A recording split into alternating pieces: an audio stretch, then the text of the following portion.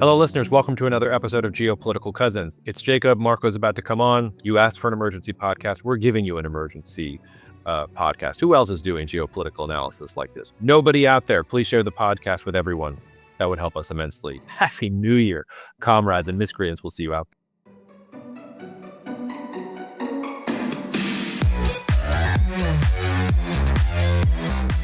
All right, we're coming in hot. Mark, unless you've been living under a rock, which I assume most of you aren't, you know that the United States has conducted an attack on Venezuela, has absconded the country, has kidnapped, has captured, detained, whatever word you want to use, not only Nicolás Maduro, but his wife. I mean, just going cold-blooded here. President Trump also came out and said that the United States would basically be running affairs in the country for some amount of time until there can be a peaceful and whatever transition, and also that U.S. assets would be managing Venezuelan oil and that it would be very good. We'll talk about all that, and I'll probably quote that a little bit later in. But Marko, I want to start for a second because there's so many takes. And I'm sure you have takes and I have takes, but I want to take a second and start off here with this. And people might think that I'm going to start off by criticizing the Trump administration, or that I'm going to take a victory lap for predicting this in our forecast episode. I'm not going to start in those places. I think maybe listeners have gotten used to me being the voice of the liberal elite on this podcast. In our frame of reference, that's usually the position, the counter position that I'm taking to you. And I want all of the liberal elite that is listening to this to lean in really, really closely, turn on the TikTok camera, get really, really close into your headphones here. Would you all please go frack yourselves? My God, the clutching of pearls that I have seen on just the New York Times editorial board. Oh my God, a precedent has been broken. This is terrible. President Trump is destroying the rule of law. President Trump, golf clap. I salute you for embracing what has always been U.S. foreign policy. In this particular instance, your vulgarity is absolutely perfect. George H.W. Bush, top of Marko's pyramid for foreign policy leaders, did this to Noriega in Panama in 89-90. What did we do to Allende in Chile? What have we run around doing in Latin America and South America for literally the past 200 years? Just because previous administrations wanted to dress it up in the context of the Cold War, or the fight against poverty, or the fight against all these other things. Like, it was John Foster Dulles in the Eisenhower administration who took down a democratically elected government in Iran, who started this whole thing with the CIA running around places. Think about DRC and Patrice Lumumba. Think about the U.S. record in Vietnam. This is how U.S. foreign policy has always worked, and I want to salute President Trump for being the first U.S. president to not dress up this type of behavior as if it's some kind of noble city on a hill. We are bringing freedom and democracy to the people. He's just like, nah, this is how it works, and we're going to do it the way we've always done it, and we're not going to pretend that it's anything other than that. Now, President Trump, if you're listening, I do have a little bit of a bone to pick because you just pardoned this Honduran narco trafficker and you're going after this guy on the grounds of narco trafficking. Like, that hypocrisy does not sit well with me. I really have a difficult time with hypocrisy, but that's where I want to start off. All of you liberal elite, all of you people who think the United States is exceptional and has been exceptional, this is literally how U.S. foreign policy has worked in this part of the world since the beginning of the Republic. There's nothing unprecedented here. There is nothing strange here. There's a lot of other things to unpack. I have a lot of takes here, but I wanted to start there. Marko, where do you want to start? I want to start with the fact that I got texted like 17 times by people telling me we need an emergency pod. I'm just going to say the universe of Geopolitical Cousins listeners is very lucky it's raining in Los Angeles today, so I can't go and play my usual Saturday morning basketball game. But yeah, I think you're absolutely correct. There was I watched the press conference today on President Trump, Marco Rubio, Hackett, and yeah, there was no couching of this in any normative moralistic things. And I think on one hand that's good because it is less hypocritical. It's like, look, this is what we did. We offered this guy a chance. He didn't take it. I'll get back to that, by the way, at the end, later, when we bring in some conspiracy theory. But I think that I do think it's important. I think it's also important to note that your reference to 1989 invasion of Panama is important. General Manuel Noriega was indicted on, I think, racketeering, drug smuggling, a few other things.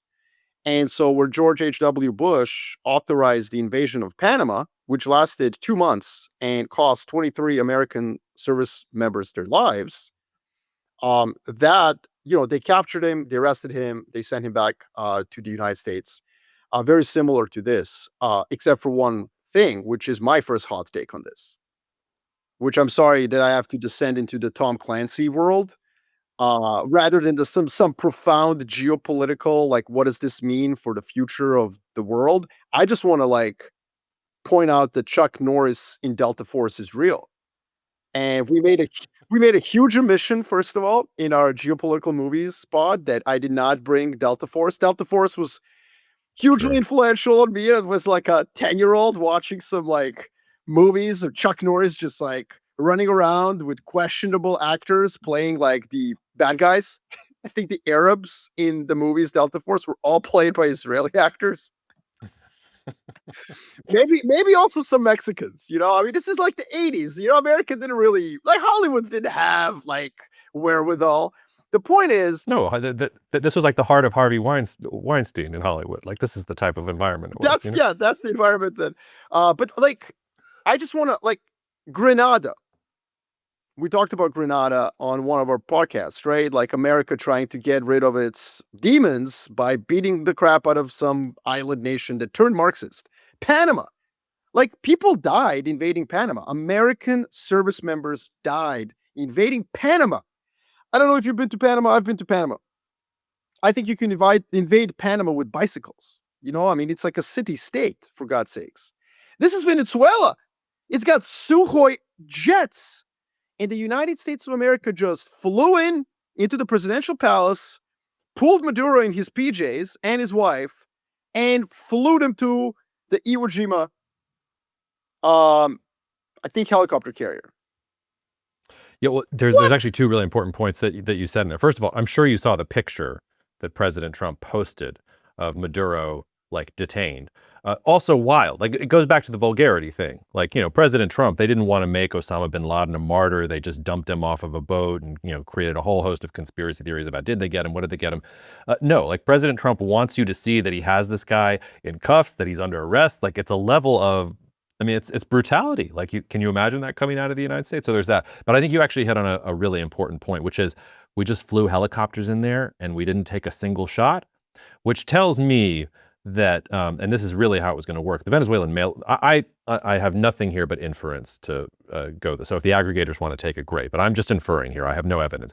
But it seems to me like the Venezuelan military gave the guy up, that they understood that he was a liability, that they somehow got word out that they weren't. Oh, wait, what's he got? Wait, what is this? Uh-oh. Uh-oh. I did not expect to do this early in the pod. Uh-oh. Here we go. Here we go. All right. Here is Conspiracy Marko. Take it away, Conspiracy Marko. So for those of you who are not listening to this on a video, I have a ridiculous ski helmet on top of my head. There you go. This is now the signal that the Conspiracy Marko has arrived. Jacob will have his own attire for Conspiracy Jacob. And I just want to salute, hat tip. This is why we're cousins. We both went to the same exact point. Like, the US military is awesome. It is the greatest military on the planet. All respect to it. But hold the fucking minute, man. Even in Delta Force, somebody dies. You know what I mean? Even in a movie, like, Chuck Norris has to show his human side. He's got to show, like, he's got to clutch the body of his dying comrade. You know what I mean?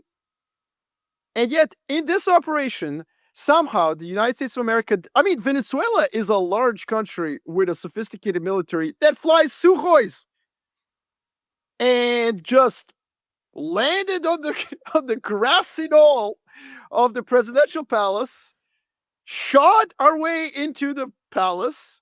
Watch me now using our way, because, like, what's up? Front running. Let's go.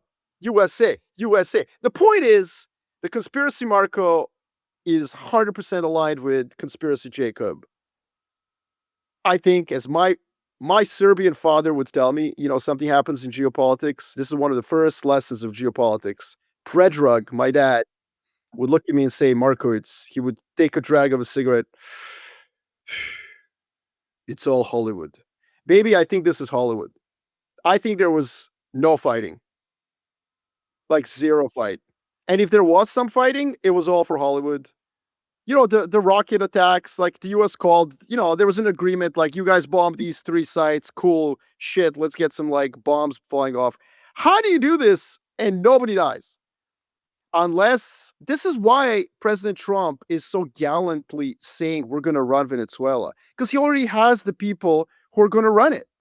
And no, it's not going to be like American boots on the ground. There's 0% chance there's American boots on the ground in an Iraqi capacity. Maybe there's like some contractors defending some, like, I don't know, Baron Trump is going to become like, an oil executive. I don't know. But the point is, this is so neat.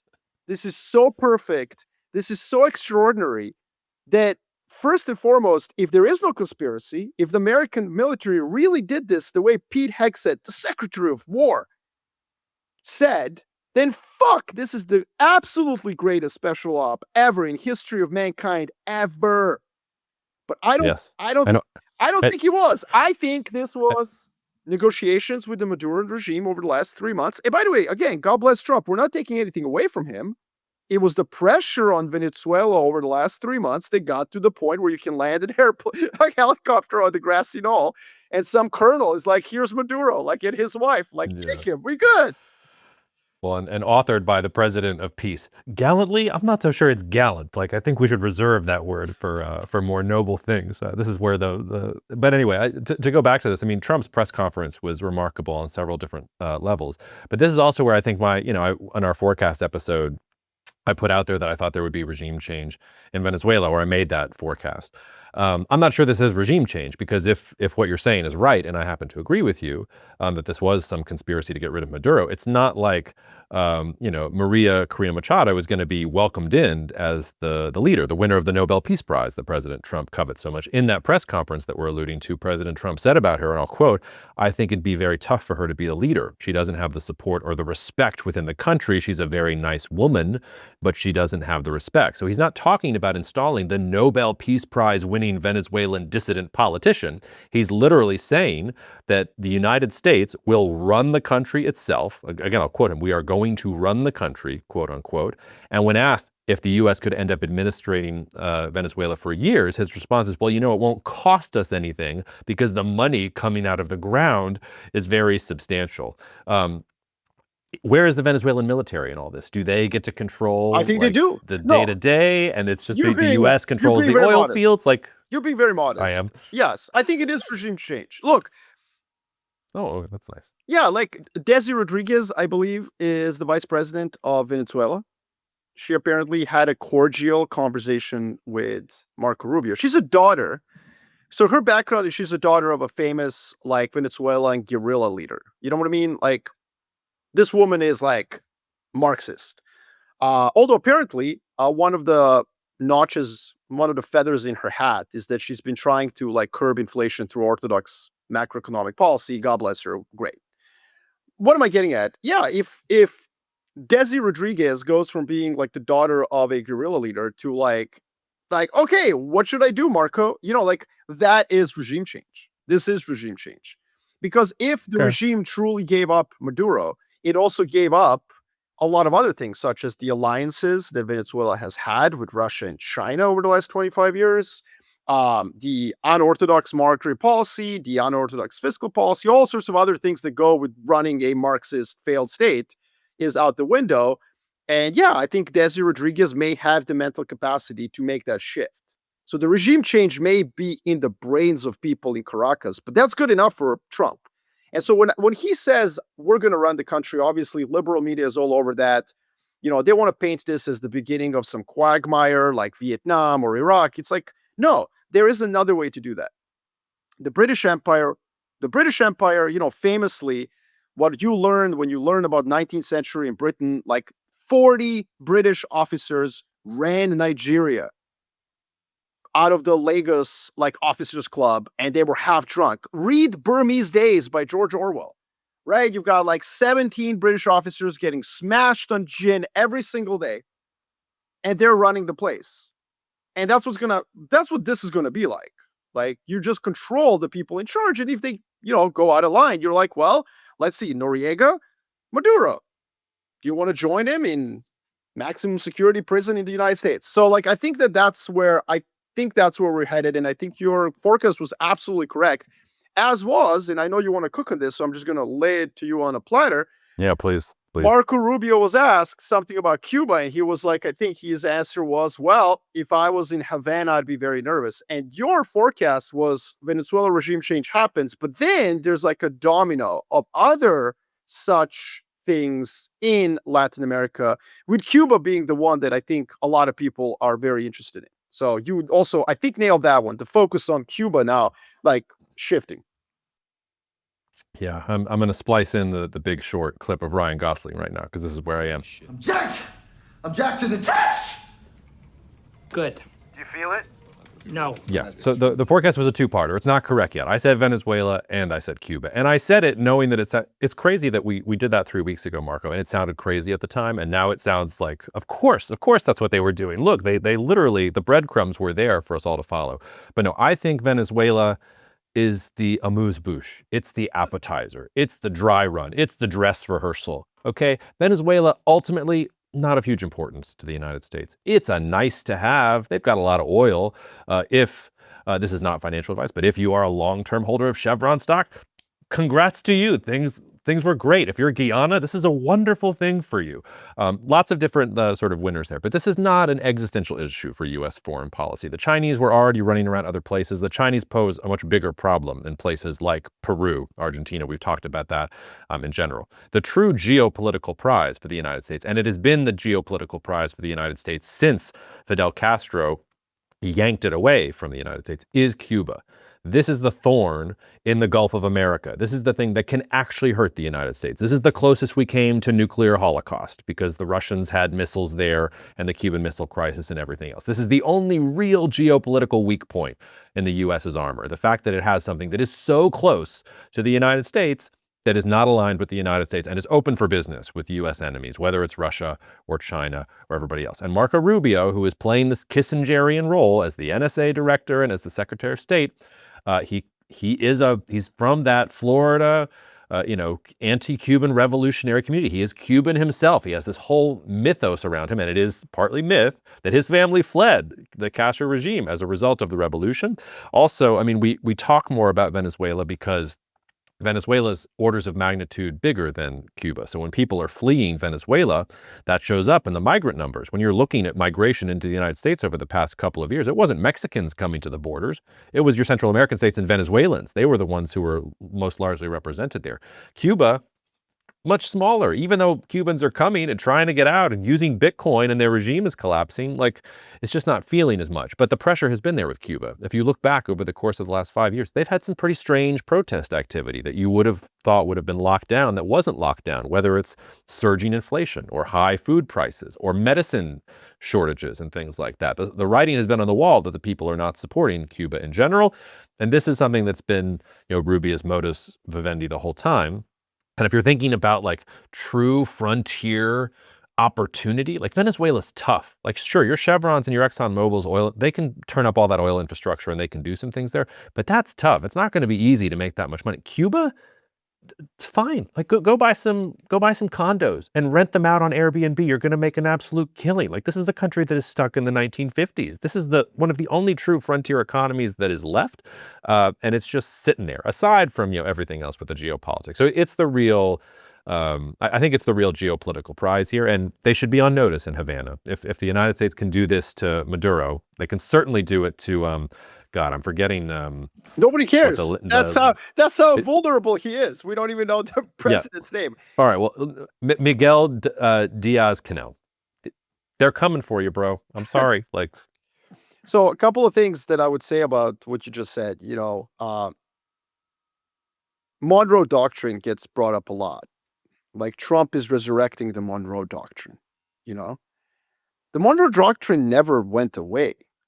The U.S. just filled the Middle East with extraordinary amount of human capital and treasure and military equipment. The U.S. has been distracted. Like, could the U.S. have done this 20 years ago? Yes, but it took this hard turn into the quagmire of the Middle East, fighting land wars in Asia, which Princess Bride told us never to do. Another movie reference we might have wanted to bring in. But to what extent is Cuba really a geopolitical prize? The United States of America has not had control over Cuba since 1950s, and it hasn't hurt the United States one bit in any way, shape, or form. Yeah, Soviets put weapons on it, but that was not really about Cuba, US. That was about Soviet Union, US. US smacked the Soviet Union over those 13 days. Those weapons were withdrawn. And Cuba remained a thorn in America's sort of side, but it's a thorn that the US has developed a very strong calluses over. Like nobody cares. No, nobody's been able to use it, but I think you're underestimating the level of economic impact for U.S. companies that were in Cuba that left because of the nationalizations and everything else. That's where I was going. Yeah, sorry, go ahead then. Sorry. So no, I agree with that. So to me, Cuba's really an economic, interesting story, right? It's a piece of the Caribbean. It's the largest island, I believe, in the Caribbean. Lots of real estate, 10 million people. It's a really interesting piece of real estate. And anyone who is a big movie lover would remember, again, another movie we forgot, The Godfather. Godfather 2, the whole plot is really centered around Hyman Roth's designs to turn Cuba into what Vegas became, right? And if you want to ask yourself, why did the mob all go to Vegas? Well, because they couldn't go to Cuba because the communists showed up. And so there's this wonderful scene. I just posted it on X, where they bring out the cake in the shape of Cuba for Hyman Roth. And, obviously Michael sees something wrong, right? And he's like, wait a minute, there's actual revolution here. We should probably not invest in this hellhole. So my point about all of this is just, I think that Cuba could be next. I'm just not sure that any of this is that geopolitically relevant.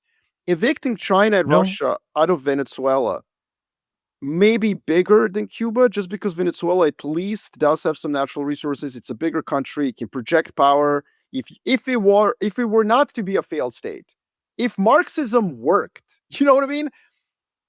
I think Venezuela is a bigger prize than Cuba, just because it is much larger country, much more resources. It can self-finance its own military, its own trouble, its own drug cartels, and so on.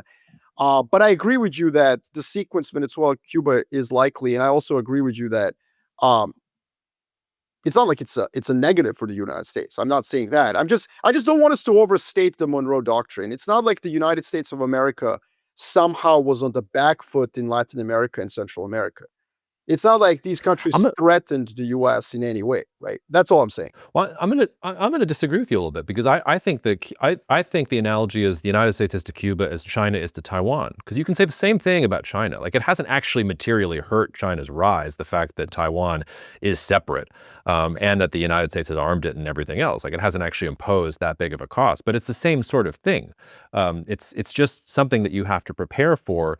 That's there when you're thinking about U.S. power projecting into the Caribbean. You don't have control over it. The Bay of Pigs was a major failure. This is a no-go zone for the United States. And maybe it hasn't materially hurt the United States, but it is literally the only weakness on the board in North America. Venezuela, the Chinese had already pulled out. I think the Chinese weren't messing around with Maduro anymore. Yeah. It was all virtue signaling. They're doing other things that Yeah, whatever. Fine. The Russians were there, but who cares about the Russians? They have the Russians have these dreams that running around the Central African Republic and Venezuela, they're going to somehow project power. Okay, Vladimir, you're just high on your own supply right now. None of that was material. Cuba, if there's a foreign force that's in Cuba, or if you can't control Cuba, there's that. Also, just to say, Cuba has plenty of resources of its own. It's one of the biggest reserves of nickel in the entire world. Elon Musk is baiting himself in ketamine or whatever it is he likes to party with, because he's looking at the nickel batteries and everything else, and he's having a really good time. There's offshore oil and gas. I know this isn't top of mind, but we're thinking about fisheries and aquaculture. Cuba's at the top. You're thinking about sugar or tobacco. These are all major cash industries there. And then they've got a bunch of other minerals that maybe haven't been developed as much, but when you're thinking about rare earths and critical minerals and things like that, Cuba actually has significant reserves of some of these things. Even cobalt has been sort of floated there, although I think that would take a lot of development. So it's not a zero prize. There's actually a lot of economic activity that the United States could get out of it, and it's probably one of the reasons that the United States is thinking about it. There's also, by the way, there's coherence here to the Trump administration's point of view. okay, start with Caracas, but it's not going to end at Caracas. Then you have to deal with the cartels, and we have to deal with Cuba, and we have to deal with Greenland. Like, you start looking at the map and looking at the focus on the Western Hemisphere, like, it's, there is coherence to it. I can't deny it. What I would say is that the big difference between Cuba and Taiwan is that the United States of America has a military base on Cuba. So, like, let's pump the brakes a little bit on, like, the equivalence. Taiwan is a sophisticated first world country with, like, fucking rockets, you know? If we have another situation where somebody puts something on Cuba, like the US will carpet bomb them tomorrow. To an extent, China can do the same with Taiwan. I just don't think that the two are really quick. Like, it's just not, it is very clear that Cuba has not impeded American power. In fact, at the height of American power, at the height of it, in the 90s and the 2000s, America looked beyond Cuba, right? You're almost more correct because American power has declined. Now, geography is not completely irrelevant. Like, I agree with you. There is this strip of land, quite large, in the Caribbean, which is not controlled by the US. And therefore, again, I don't disagree that there's coherence. I don't disagree that there's a net positive for the United States if you were to take over Cuba. I just want to pump the brakes a little bit on tying Trump with the Monroe Doctrine. What irks me, what irks me about it is that it's always been there. It's always been relevant. And there's always been countries, always, that did not abide by the American line. There's always been a country south of the Rio Grande that went against American interests. So you can never say that any president ever fully had Monroe Doctrine in place. President Trump is trying to do that now. But if he fails, let me put it this way. If Trump were to fail, if your forecast ends up being wrong and Havana doesn't, I'm not going to eat his lunch for that. I'm not going to criticize President Trump for not finally turning Cuba into what Hyman Roth dreamed of. I think there's a much higher likelihood that Cuba becomes the 51st state before Canada does. Like, I think that's actually, or the interesting thing is, what becomes the 51st state first? Is it Puerto Rico or Cuba? It's also just naked imperialism, by the way. Like, this is what I meant at the very beginning about the clutching of pearls. Like, just strip it all away. What is it? It is just plain imperialism. Before we start moving to some of the other geopolitical considerations, I also just want to talk for a second about Latin America, because this is another one of my takes right now, which is, there is a rising, I don't even want to call it conservative. It's certainly not leftist. It's pro-Trump. You can see, we talked about it with the Chilean elections. We'll see what happens in Brazil's elections. We're seeing it in polling for Peru's elections. Javier Milei and the chainsaw. All of these Trump style figures. Nayib Bukele, my number one leader in our geopolitical pyramid. Just because there is temporary alignment between these leaders and Trump, none of them should feel safe either. Because one of the things about this is the Trump administration is putting every single Latin American leader on notice, which is to say, this can happen to you too if you don't go along with us. Look how easy it was for us to do this to Venezuela. You think that you're going to go against us and it's not going to be easy for us to do it to you too? And the reason I think this should really concern some of these leaders is because Donald Trump will not be president of the United States in perpetuity. And this Pandora's box that he opened, is not going to be closed once he leaves office. Even, let's say AOC wins the next election. I don't think that's going to happen, but just for the sake of argument, if AOC wins the next election, she will also govern in Latin America like this. The U.S., it's open season now in Latin America, I think, for the United States. And if you are on the wrong side of Washington, Washington is basically saying, hey, if you're in the Western Hemisphere, if you're in the Monroe Doctrine geographic alignment, we will find a reason to come in, and it doesn't have to be war. Fine, we'll say that you're dealing drugs. We'll get you on gun charges. It doesn't matter. We will figure something out. But we will come and get you. In AOC's case, she might get you on LGBTQ policy. She might. So it doesn't really matter what America gets you on. It will get you on something. I think one thing that I think is very difficult for people to understand, and this is why I hate the Monroe Doctrine as a tool of analysis. It makes it seem like the Trump administration is super smart. The United States of America is focusing on Latin America because it's weaker in relative terms globally. So a lot of liberals criticize President Trump for imperialism. I mean, you also mentioned this is like open imperialism. Fine, it is, but it's imperialism closer at home because you got your face bashed in further afield. Like the Middle East was disastrous endeavor for the United States, and it's pretty clear that China is a peer competitor in East Asia, not globally. China is not global peer, but in East Asia, it's like 50-50. So the US and then the conservative view is like somehow this Monroe Doctrine is brilliant and it's a Monroe Doctrine. Like, no.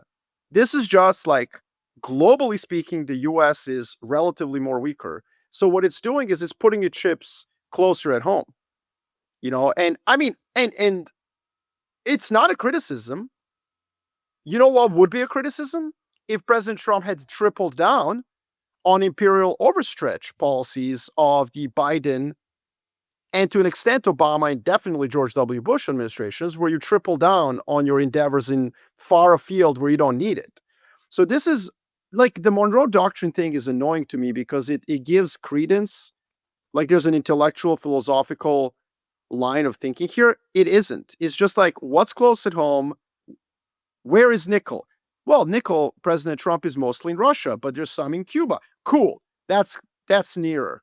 You know what I mean? Like that's why my pet peeve about this is like, oh, it's all Monroe Doctrine. No, the US just got smacked in the Middle East. It's afraid of challenging China, let's be clear. And it's like, well, what's available? South of Rio Grande, baby. The old filibusters, and not in the congressional sense. Well, and also, I mean, we're also fooling around in sub-Saharan Africa. I mean, one of the things that happened over the break was we just started bombing Nigeria because President Trump wants to defend the Christians there, which is not... But see, that and Iran, those two actions I actually don't consider in any way that coherent. Now, we should talk about Iran in a second, but like, I think that this is different. Like Nigeria was like, I think President Trump watched the Fox News like report and just bombed someone. Like that. Yeah, no, that's not I agree with that.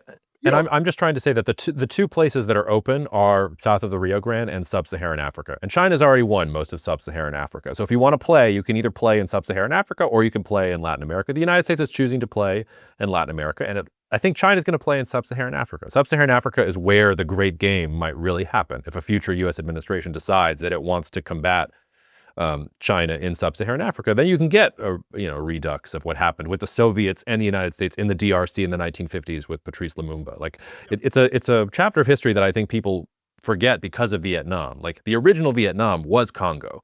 It could have happened there. It moved to Vietnam for a bunch of really circumstantial issues, but like it's kind of there too. And I just want to double down on what you said.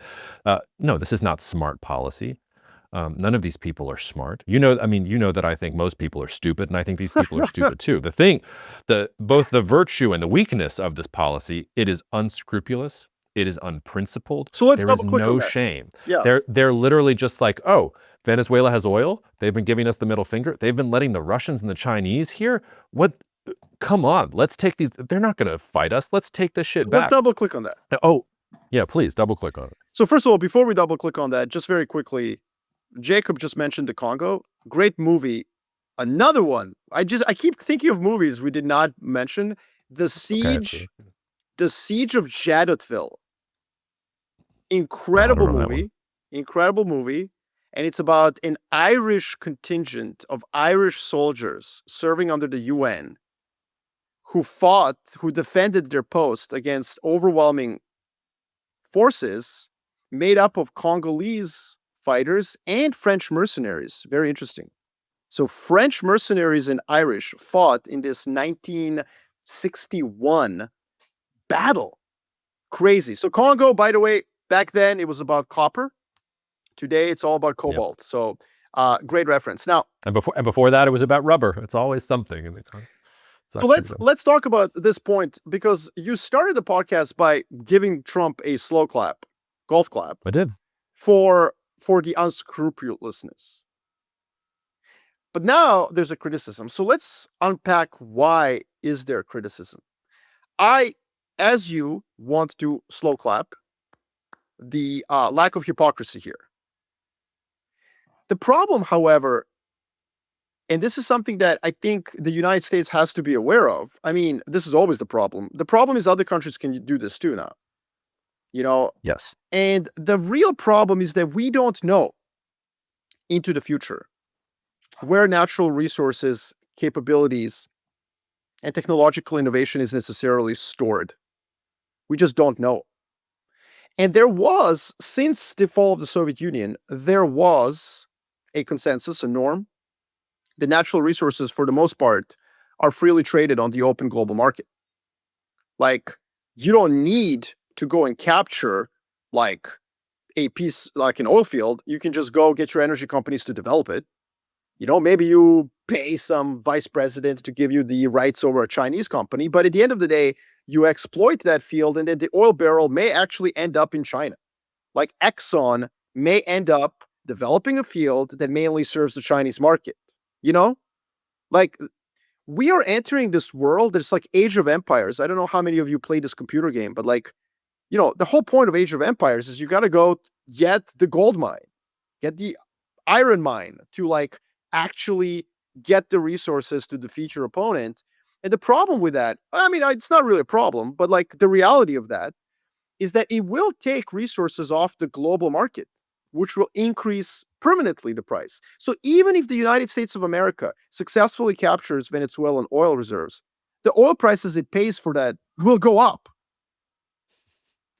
This is where I think the biggest adage right now. I know we don't talk markets, but I'm just going to say it because everybody is talking about this. Oh, this is about lowering oil prices. This is about lowering oil prices. Well, we're going to get so much oil. First of all, this is a country that for 30 years has been run by Marxist morons, okay, who wear red shirts to work because they want to show how fucking Marxist they are. You're not going to turn on Venezuelan oil supply in a second. It's going to take a long time. Second of all, in terms of exports, Venezuela exports 900,000 barrels per day. At its maximum, in I believe late 90s, it was 2 million. So you're not talking that much more. You're talking doubling of production. That's insignificant. We're talking 1.5% of global supply, maybe extra. Saudi Arabia is going to press a button on their dashboard and make sure the prices are stable. Like there's not going to be any impact on oil prices over the long term. Maybe on Monday, when you wake up, you're going to be like, wow, Marko's a moron. Oil prices went down 7%. Yes, because every degenerate in Robinhood thought oil prices will fall. There is no way we're going to get more oil out of Venezuela, significantly more. And if we do, the longer term implication that we're now in Age of Empires world where countries are going to take commodities off the global market is far more important than what happens with an extra million barrels of production in Venezuela. So I think you've nailed the real significance of that language that was used at the press conference. It's not just you and I are here sitting, maybe you are, I'm a nihilist, so, I don't have that bone in my body, but it's not like we're sitting here and being like, oh, you're so mean. It's more like that old norm of like, hey, colonialism is bad. Like there was a reason that we developed that norm. And it's not because we were all just woke liberal morons.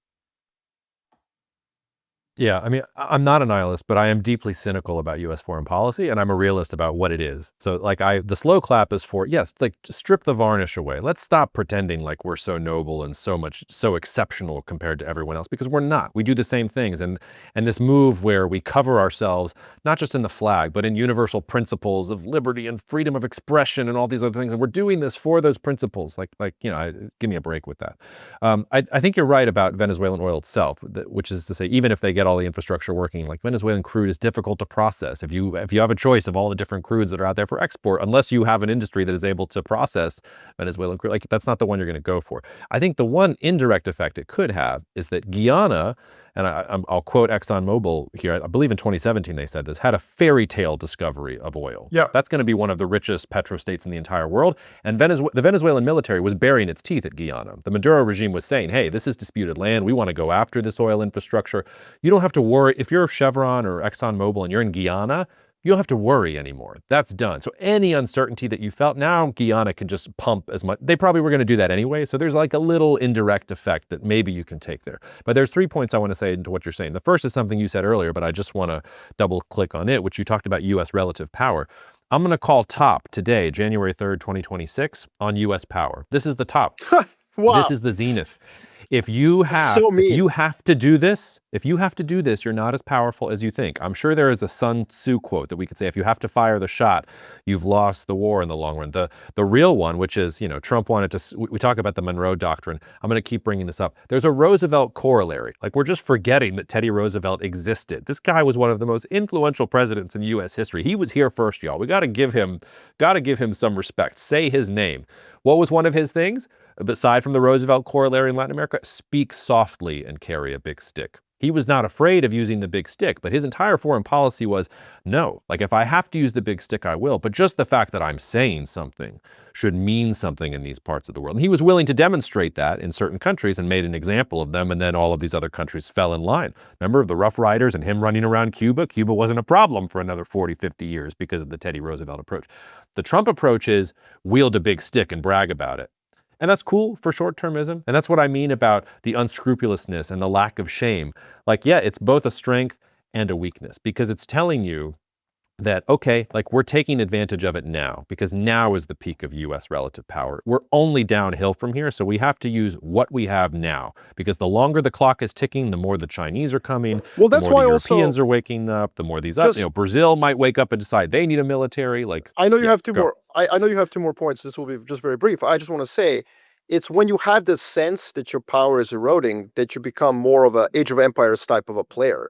Like, you start looking at like resources that are close at hand, and like Greenland becomes relevant suddenly. The United States of America of 1995 is like, what the fuck is Greenland? Like, we don't need it. We control the world. But when you don't control the world, suddenly Cuban nickel, like, becomes interesting. Yeah. Well, and just to say, like, who is the largest trading partner for most South American countries? It's China. China. Yeah, it's It China. doesn't matter that all these Trump-loving, Trump-imitating No. leaders are coming to power. It's a short-term thing. If you look at the region for the next 2 to 3 years, it's going to look great. It's going to look like Trump and his cronies are geniuses, that they have figured it all out. But in the long run, Yeah. all they have done is confirm for the region that this is not a country that you can respect. And by the way, we've already jettisoned the United States. We're not now. If you're Colombia, this sucks, because Colombia is still, like, their top trading chip is the United States. But if you're not Colombia, But that's like, interesting, you're Jacob. doing. What's interesting Right. about what you're saying is that it's both true and it's also almost impossible to reverse. Yeah. Like if Donald Trump puts Barron in charge of Venezuela, I'm pretty sure that within 6 months, Barron is calling Washington, D.C. and being like, bro, I got to work with China. You put me in charge of this enterprise. I want it to succeed because I'm in charge. I got to trade. Like, that's what happened to Milei. Milei talked all sorts of anti-China stuff before he became the president of Argentina, and then his administration has actually worked cordially with China. To your point, it's very difficult because these trade relationships are based on demand and supply. If I'm Chile and I make a lot of copper, and China is still in the process of developing like industrialization and infrastructure and so on, I'm going to sell them copper. United States of America, what are they going to offer me? You need to then start rebuilding American infrastructure, create demand for copper. You can't just tell Chile, "Hey, stop trading with China." But then who's going to buy my copper? You know what I mean? I don't sell toaster ovens. I don't sell pool linings. I don't sell ski equipment. I sell copper. And that's that natural resource relationship that Latin America will continue to have with China, no matter what happens. I think that's a great point. Well, and the key for Latin American countries, because one of the reasons Chile got caught in the Cold War and Allende was overthrown and everything else was because they got caught between the Soviets and the United States. If you're a Latin American country and you're in the foreign policy establishment and you're listening to this, your chief goal has to not be in either one of these camps. You have to try and become something more than a depot for commodities. And I think that's and easy. Chile's trying to do this. I think look, listen, that's not difficult to do. Do business with China. No, listen. I think they haven't done it for 100 years. I think it's, like, just do business with China, but obviously don't be a Marxist hellhole that's a haven for cartels. Like, I mean, that's where Trump is, like, objectively right. And by the way, it's not like the Obama or the Biden administrations had a good relationship with Venezuela, right? So, like, what's the reality here? Venezuela both did business with China and decided to be a Marxist hellhole that was a haven for drug cartels. And so it's kind of easy. Like, all you got to do is sell your stuff to China and then like, say the right things at the global forums in terms of your outlook on geopolitics. Like, be neutral, just make money. Yeah, but my point is just that, because Chile is a really good example, because you're right, they're selling copper. They haven't been a Marxist state for the last 20. They had, the Pinochet government. This is the Chicago School of Economics, wet dream. They've been everything else, and they're still a copper dependent economy. They still, I believe, I don't think they're the lowest, but they're in like the bottom 5% of OECD countries that are spending on research and development in their economy based on GDP. Like, they're just not doing anything. And if these countries want to become something more than, countries that are competed for by the United States and China, they have to have domestic economies that are more sophisticated. And that doesn't happen. That has not happened yet. No, you're totally right. I mean, that's a podcast for the next hour. You know what I mean? Like, on economic development. It's just difficult, but I agree with you. And the first thing they all have to do is start taxing better, because they are under-taxed economies. The reason they don't spend on research and development, on education, on healthcare, is because they just don't tax. In many ways, like, Mexico is actually a wet dream of the sort of Republican Party of Norquist, like, it literally, like, 2% of the population is taxed. It's severely under-taxed economy that obviously can't provide public services properly, and then what happens is cartels come and fill the gap. Anyways, I've taken you off your 3 points. You got 2 more. Go ahead. No. You were good, actually. I made them, but so I do want us to land the plane a little bit. So I want to take a little bit of a step back, and you alluded to this because Iran is part of this. But if you're a leader in the world like Kim Jong-un or Vladimir Putin, or for different reasons, Benjamin Netanyahu, or really if you're the supreme leader of Iran, I think you should be on notice. You should be feeling a little bit nervous. The country that this could really happen to next, I'm looking at Iran right now. They're getting another round of protests, which is hard to make heads or tails of whether they're real protests or whether the diaspora is manipulating the information. But if I'm Israel, and I have good relations with the Trump administration, maybe I knew what was coming or I was able to predict what was coming. What's to stop Israeli helicopters from going and picking up the supreme leader now that this precedent has been set? And if that's where in a multiverse 20 years from now, where China, this is not going to happen. But what if China's the top dog, or Turkey is the top dog in the world, and they decide, we're going to go get this Benjamin Netanyahu guy on those war crimes things. We're going to take him to The Hague and parade him in front of everyone. Like, that's the world we've opened up here. So just be careful. Just be careful if you're one of these guys. Well, that's why, Jacob, I think there's 2 ways to look at this, and they're very different. So let me cook on this, because I think there's really 2 things. One, the conspiracy theory you and I cooked on is real. This is all Hollywood. 3 months, 4 months worth of intense American pressure, which included military actions in the Caribbean, convinced the military of Venezuela to give up Maduro. It's not really regime change. The equivalent would be if the mullahs in Iran, if the theocracy gave up Khomeini, but actually replaced him with someone like a little bit more moderate, I still give you credit for regime change. But the point is, if there was a conspiracy theory here that is at work, and there was actually serious negotiations, and everything else is just Hollywood and theater, then no, this won't be replicated anywhere else unless there are insiders willing to give up the titular heads of those regimes. On the other hand, what if our conspiracy theory is wrong? What if the United States Special Forces just are fucking awesome? And we've got real life Chuck Norrises, like, ziplining off of Black Hawks. Now, here's the issue with that. First of all, that's awesome. Cool. The problem is that I think that we need a Chuck Norris premium, as I told my clients today. The Delta Force, starring Chuck Norris and Lee Marvin. American, I want to negotiate. Do you hear me, American? Loud and clear. America's new heroes, the Delta Force. So everybody wants to short oil now because of this comically simplistic view that somehow American oil companies are in Venezuela tomorrow and we will be awash in oil. Let me just be very clear. That's a fantasy. Instead, what might happen is what you are talking about, which is that a whole bunch of other leaders, primarily the Iranians, because you're right, there are protests in Iran, and most shockingly, a couple of days ago, President Trump said that he would militarily intervene on behalf of those protesters if Iranian regime cracks down on them, which they're certain to do. So here's the truth.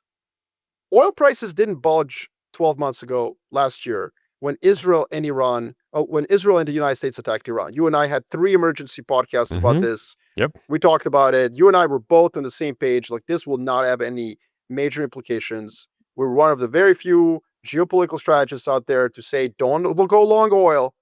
But one of the reasons for that is that regime change was not in the cards.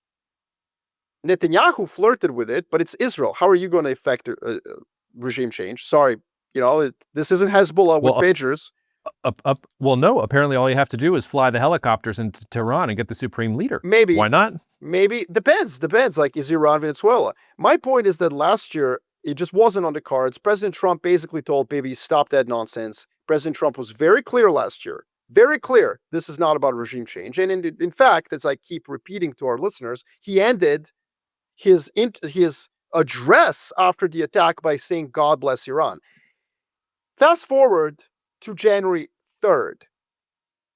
Is President Trump now going to be like, oh, apparently, as you just said, we should splice in what you just said. Apparently, all I need is to land some helicopters and let out our Chuck Norrises. And this is why I think we're now in a world where a Chuck Norris premium has to be applied to all sorts of financial assets, including oil prices.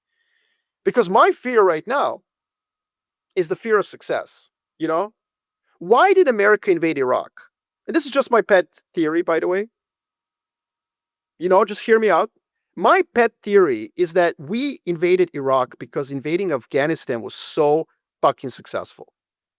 The operation of Afghanistan, you took, some special operation forces, got embedded with the Northern Alliance, using FSB, Russian intelligence, God bless Putin, and boom, in 2 weeks of combat, the Taliban were done.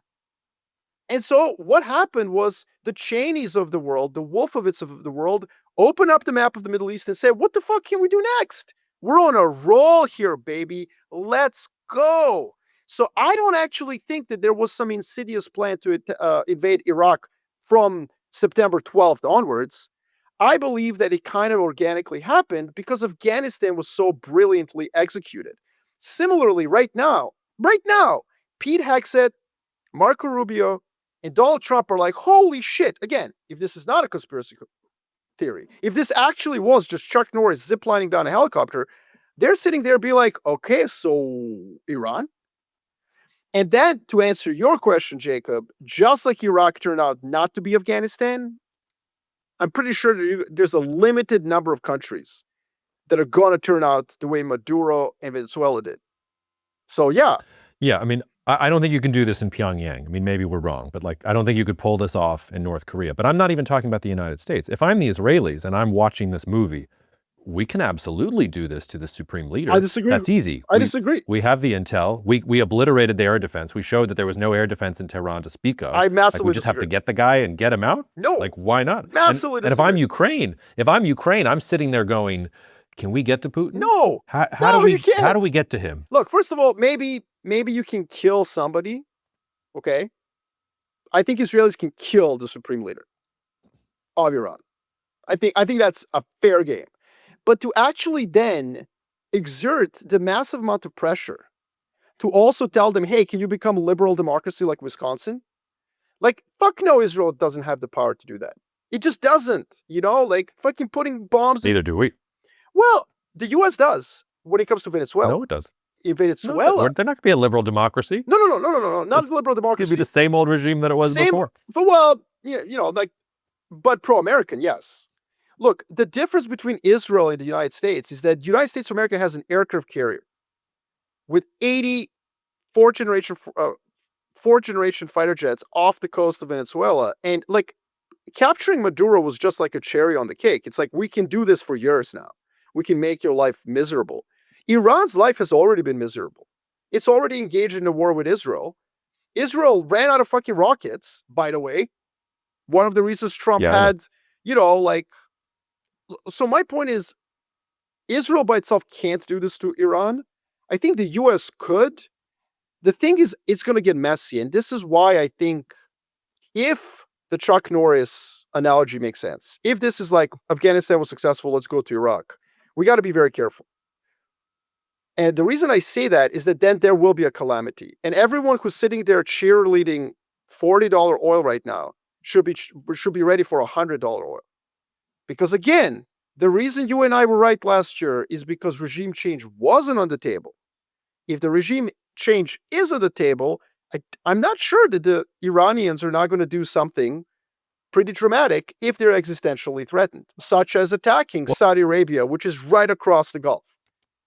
Yeah, I think I hear you. The thing that I'm saying, and this is the reason why I think Cuba is in the cards and why I think Iran could be. I'm not saying it is. I think you might have factions within the current regimes in both of those countries who are ready to give up the figureheads. Like one of the things that happened with Iran was embarrassed. The supreme leader's government was embarrassed. There are probably factions within the Iranian military that wouldn't mind giving him up. So if you can make contact with those people, and then you've got the protests, and you've got President Trump out there, can you convince yourself that if you can at least get the intel to the Americans of where he is, can you work together to get him out? And then you've got enough, which is why I say it's not going to work with North Korea. A, you're not going to get there. B, you're not going to have the intel. C, there's no sign that people are, like, nobody's reaching out to you being like, hey, we want to get rid of this guy. Like, if they are, they're getting shot out of anti-aircraft guns, one of his favorite ways to execute people. But Cuba and Iran, those are regimes that you have red alerts for regime weakness. Like, there are absolutely people there who would be willing to sell out the top leadership.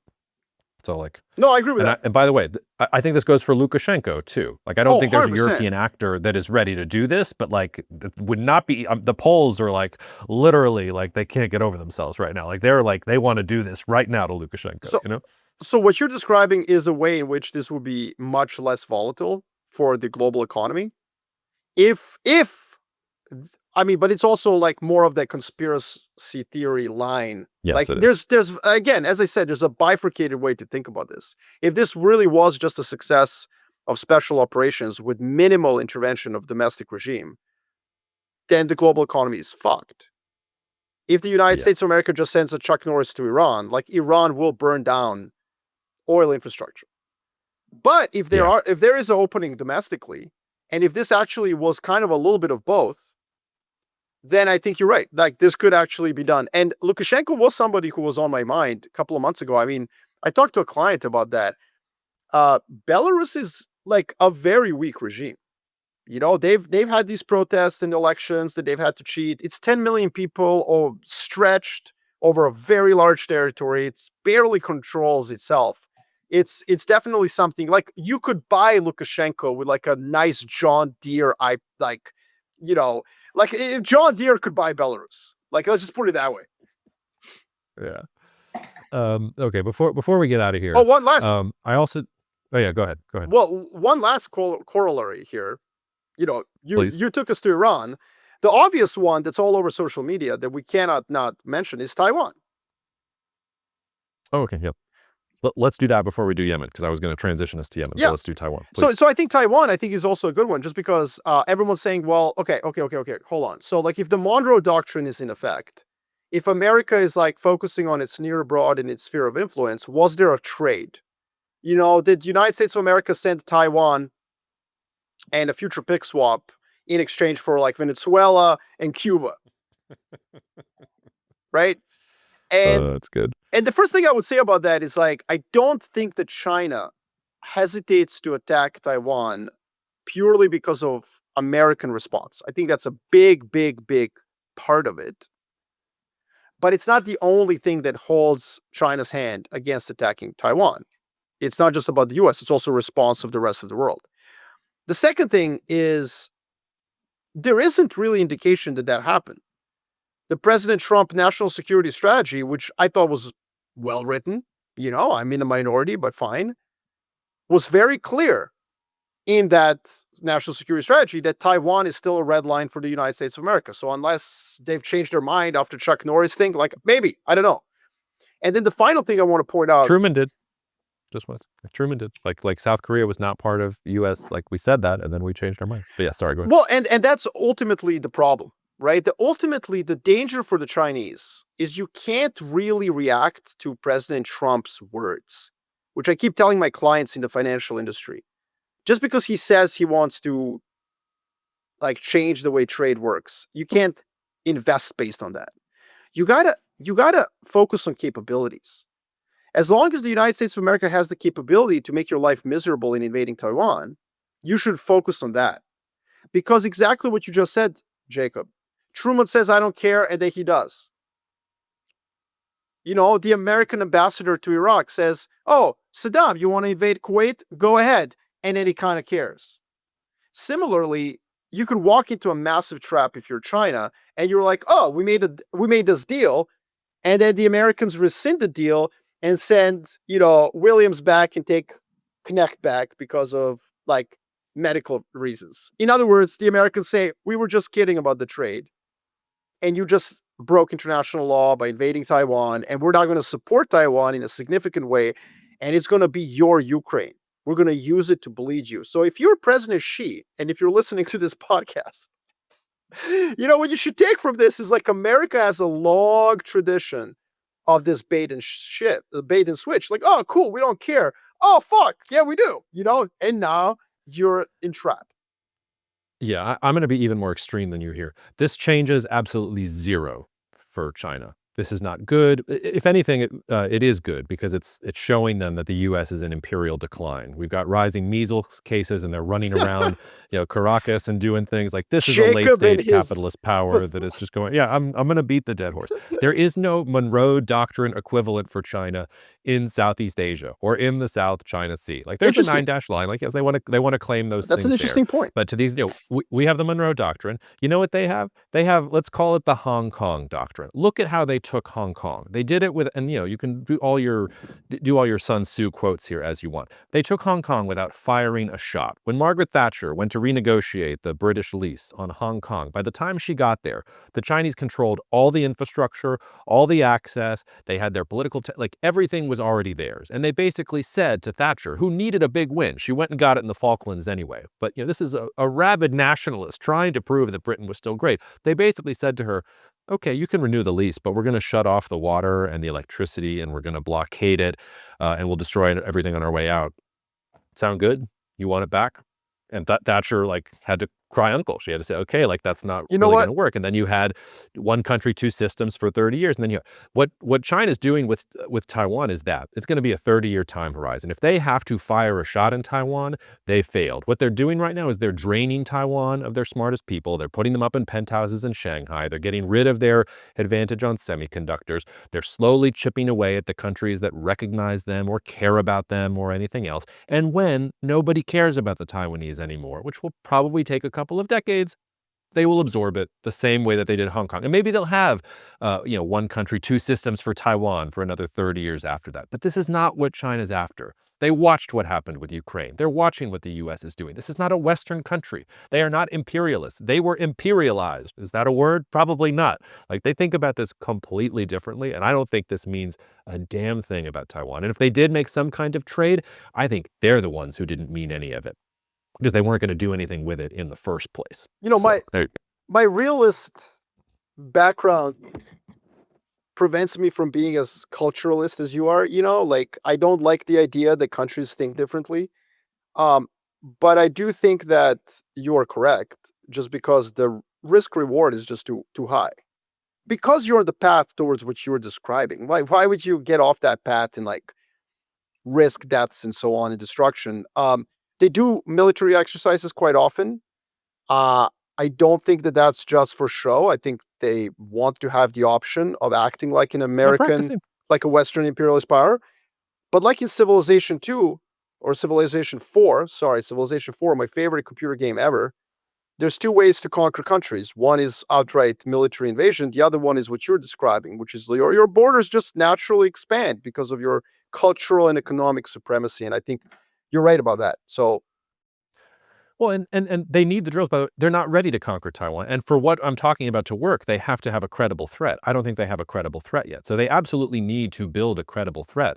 But if they have to use it, they have failed and they're not as strong as they want to be. What they're doing right now with the military drills is practice. I'm talking about practice. You're talking The about U.S. version of practice? this is we don't need to do practice. Not We a can go in game. with the helicopters and we're good. Not a Like we're game. Allen Iverson here, and they're like, I don't know, what's some guy who had all the fundamentals? They're like Mark Price or something, or John Stockton. That's what China's doing here. Not They're a just game. practicing. They're just doing their chest passes and bounce passes and making sure they can do all the dribble drills. Like that's all they're doing around Taiwan. Okay, before my children wake up from their naps, I do just want to turn to what's happening in Yemen, and I'm gonna do another rant here, Marko, because I know you're on the other side of this. The story is I haven't followed Yemen super closely since our Stratford days. I used to be very up to date with all the various factions and who was on what side and everything else. Yemen's in civil war. They've been on and off civil war since the 60s. There's the Iranian-backed Longer than Houthis who are. that. Yeah, longer than that, but fine. But in this current, anyway, yeah, you're right, longer than that. Also, like beautiful country, like an old place of civilization, blah blah blah blah. But anyway, the current iteration of the civil war, you've got the Iranian-backed Houthis, and then you had the ones that were opposing the Houthis, and originally the Saudis and the UAE. I'm really simplifying here, but originally the Emiratis, the UAE, and Saudi Arabia, basically on the same side here. But then they ended up supporting different factions. And so what happened over the past couple of days is that the UAE faction is now fighting the Saudi-backed faction, and the Houthis are still sitting there firing off rockets into the Persian Gulf every once in a while. And the Saudis are saying we need a peace conference, etc. The Saudis and the UAE rivalry, I think, is one of the most under-talked things about in Middle Eastern politics. And when you go back and look at all the things that they've ruined in the region, they are a source of such incredible human tragedy in the region. Like, yes, Gaza is a human tragedy. Yes, I'm sure people want to talk about Israel and Gaza. It's awful. I'll be the first to drink 4 whiskeys with you and talk about how awful it is.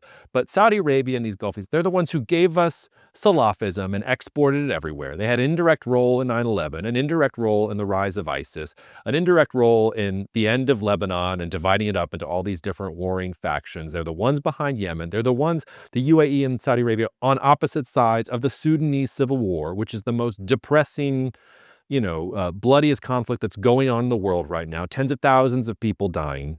Nobody gives a shit because it's Sudan and not Israel. And so it just doesn't make global headlines. I'm not worried, I'm not consulting with any Saudi pension funds or anything like that. I'm a little scared I could get Khashoggi one day or something like that. But I don't care, guys. Like, this Saudi UAE rivalry is very quietly it's not like the Middle East had any sort of modicum of stability at all. But one of the reasons the Middle East is so fracked up right now is because even the Gulfi Arab states can't get on the same page. And they're using all these proxy conflicts and American weapons and American backing to run around with these proxy wars to try and run the region in their interest. And when Iran occupied with its own things and Turkey occupied with its own things, there's just not a grand force that is operating there. But anyway, take it how you want, because I'm sure that you'll have a different point of view than me on that. Or maybe you'll agree. I'd be interested in that. Well, I think that this has happened before between UAE and Saudi Arabia, in particularly in their relationship with Iran. Saudi Arabia, UAE, particularly Dubai, the Emirate of Dubai, had a very good relationship with Iran. Saudi Arabia was always irked by that. And then in 2022, when Saudi Arabia created detente with Iran, it took the UAE by surprise. Like, hey, but you gave us all this criticism for our diplomatic approach to Iran. Now you're making a deal with them. So that was one example. Saudi policy towards Lebanon and Qatar were tacitly supported by UAE, but also it was a violent shift on both. So I'm not sure this is that different.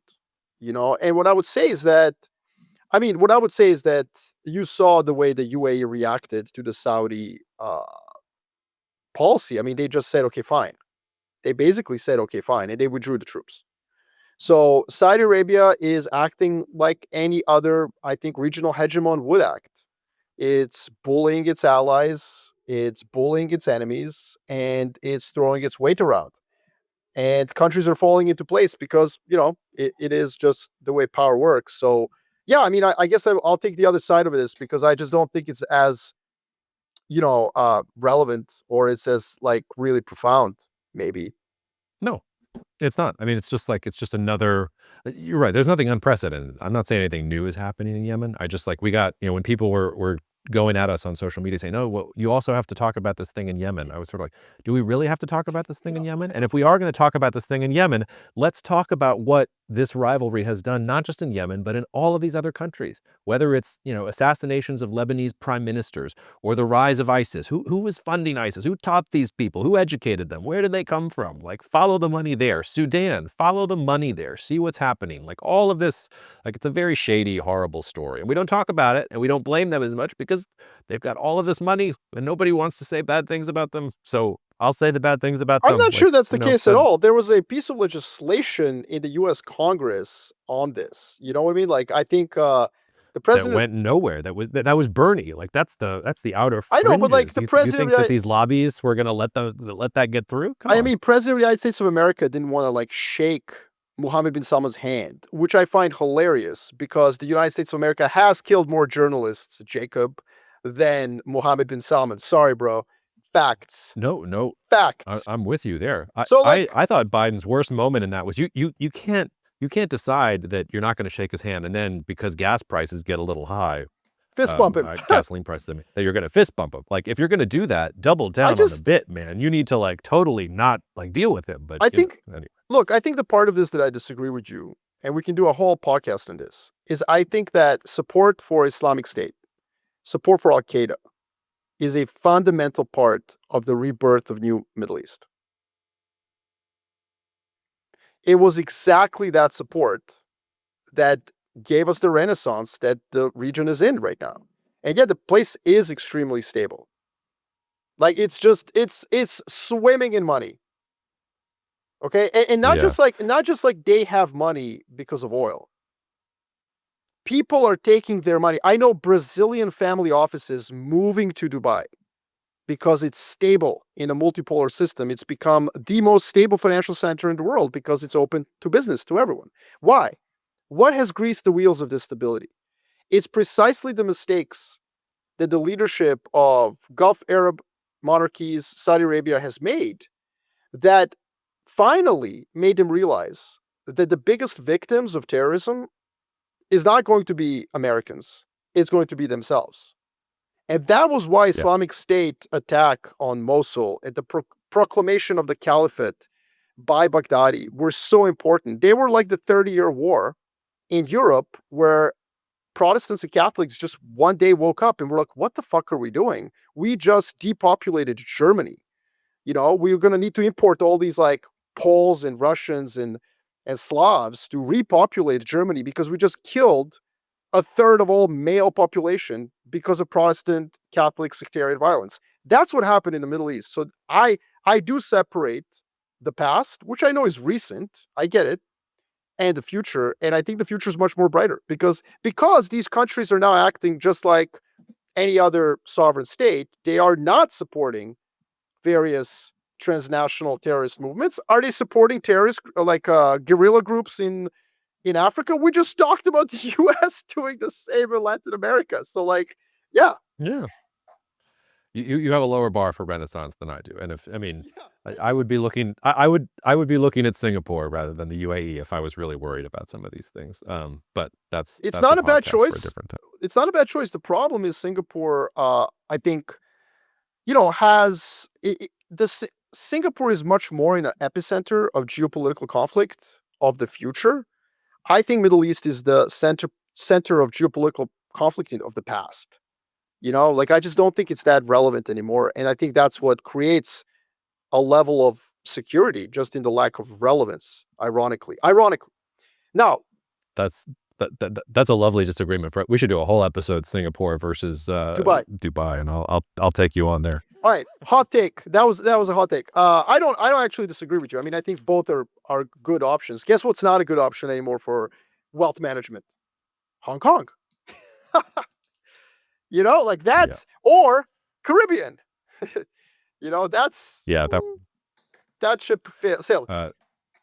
No, our geopolitical godfather. I'll never forget. He described. He described Lebanon as this, so I'll steal it. But I think I've taken to describing Dubai and Singapore as the cantina in Star Wars: A New Hope, where it's just everybody's there, like the jazz music is playing in the background, like that's what. But that's why I think Dubai is truly, if it comes to that, there's other things that I think Singapore is much better at, such as actual financial services.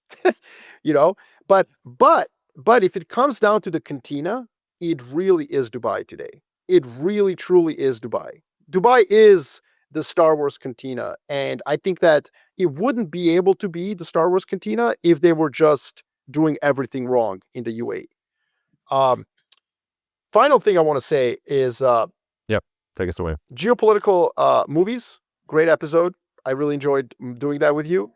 I've had some time to digest things, and I think that we missed a couple of movies. I don't know if you have like a running list, but I just wanted to run through a couple that actually came up today. So, Godfather 2, you know, and I thought of this before Venezuela and before your forecast, which I think is awesome on Cuba, that the whole plot really focuses on Cuba in Godfather 2. And you see through the eyes, you know, we always think of Cuba as the 13 Days, which I didn't like as a movie. It was like, whatever, John Kennedy worshiping, that's fine. It's an okay movie. We did not talk about 13 Days in our list. But Godfather 2 is actually better because it shows the size of Cuba that you referenced today, which is this side of Cuba that it isn't about Soviet missiles. It's like, it's a fucking island in the Caribbean with 10 million awesome people 90 miles away from Florida, baby. Like, let's go. Are you kidding me? Like, that's incredible. And that's what that cake, you know, the Cuban shaped cake in that movie represents. The second movie that did come up today, I just thought of it right now because you mentioned Congo, Siege of Jadotville. Watch it. Funny movie, like in that, I mean, it's not funny at all. It's actually, you know, tragedy, and these Irish soldiers are heroically trying to stay alive. But it's just this weird moment in the Cold War where like French mercenaries are fighting Irish like troops, you know? That's a really interesting moment of history, which brings me to one of the things that one of our listeners asked us to do, Jacob, which I think we 100% have to do, which is we have to think of a list of global events that haven't been turned into a movie that should. So like, why is the Siege of Jadotville, which nobody knows about, nobody listening to this has ever heard of it, why is that a movie? I mean, it's a crazy moment in history, and it's a very Irish, you know, it's a very like important moment for Ireland as a country, for the Republic of Ireland. And I understand why they kind of invested in that movie, but I think it's interesting how many other events like that we can think of. Then Delta Force, definitely thought of that this morning when I woke up. I was like, holy shit, I forgot to put Delta Force. I would have definitely put it in my list of top 20 because when I was a kid, that definitely taught me a lot. Most things were wrong that they taught me, but but it was cool. One of our listeners, viewers, whatever you want to call, one of our fans said Killing Field, the movie about Cambodia. I blame you. You're the guy that should have thought of that. That seems like your movie. I'll fall on my sword. Yeah, that's fine. And then finally, the Papich family tradition around Christmas, New Year's. You know, you don't know what to do with the kids. You know, especially my kids are older than your kids. What do you do with them? Like, there's all these empty hours and hours and hours. So what do? We rewatch Lord of the Rings. Oh, well, yeah. And I feel like we should have put that because I'll tell you this, as a very young kid reading Lord of the Rings, the maps, the kingdoms, the factions, the intrigue, the terrorism, the subversion, the infiltration, the exfiltration operations. I mean, that's what Frodo is. He's an infiltration by a small group of special forces. I mean, it is as geopolitical as a Tom Clancy novel, I think. And so It certainly is, and I thought about it, and you know, one of these days I'm going to write my April Fool's piece, like a net assessment of Rohan. That's like on my list of things to do. And Tolkien's backstory here is really important. You know, dealing with the pains of World War I, thinking about like World War II and the Lord of the Rings, and also his experiences in World War I are right there. It's religion. I mean, C.S. Lewis and Tolkien used to argue about what was the best way to glorify God, and for the Narnia and Lord of the Rings are there different ways of trying to do that. I'm showing off my Oxford grad credentials here because I spent way too much time in The Eagle and the Child talking about these things. But yes, we should do a whole thing on, and I think we should come back next year and force ourselves to do another list of geopolitical movies and not pick any of the ones that we picked I like before. that. Because I think as we go and as we watch like it, that. it should be our annual tradition for New Year's Eve. We'll do geopolitical movies. And yes, I love this thing about moments in history that have not had movies made about them. We just have to make sure that we talk to our lawyers so that if anybody does take the idea, we are executive producers, that we get compensated accordingly. Because I don't want to give somebody this idea that, hey, what we really need is a movie on the attempted Scottish settlement of the Darien Gap. And I don't want some Hollywood producer to take that and be like, guys, this is it. And he got it from me, but he's not going to give any credit. Dude, so we just need to think I know through exactly what how we're going to do this. I was in the Panama Canal Museum in Panama City, and I literally read that whole story, and I was like, holy shit. It's like basically a combination of The Big Short and I don't know what. It's a crazy story. It's like a combination of The Big Short and Naked and Afraid or Survivor, and also like Master and Commander, and Last of the Mohicans, like all blended into one beautiful story. And Braveheart. And like it's all of it put together. But we just need to make sure that we have the receipts there. Okay. Anything else? I mean, we're going to record in 2 more. We'll get on and do another emergency one if we have to. But President Trump says probably the first round went so well that the second round is not going to be necessary. So on to the governing of Venezuela for U.S. troops. And we'll be back with another episode in a couple of days. So cheers, y'all. Hope you enjoyed it.